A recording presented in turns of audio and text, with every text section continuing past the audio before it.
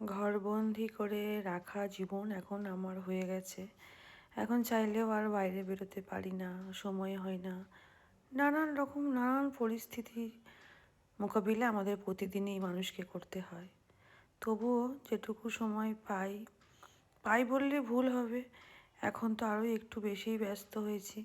সন্ধে দেওয়ার আগে ঘরে ঢুকতে হয়, কারণ প্রভু আছে, তাকে তো একটু সেবা শুশ্রূষা সন্ধেবেলাও আমায় করতে হয়। তো যেদিনকে ছেলে স্কুল থাকে, ওর বাবা যেদিন বাড়ি থাকে, সেদিন আমি না আর পিস টান করি না। আমি বেরিয়ে যাই আমার ছোট্ট জায়গাতে, গঙ্গার ধারে। আমি একটু একাই ওখানে বসে থাকি, নিজের সাথে নিজেকে পরিচয় করি, কত কিছু ভাবি। জল, জাহাজ, মানুষজন সব কিছু দেখে আবার যেমন ঠিক সন্ধে হওয়ার আগে পাখি ঘরে ফেরে, আমিও বাধ্য হয়ে আবার ঘরে ফিরি।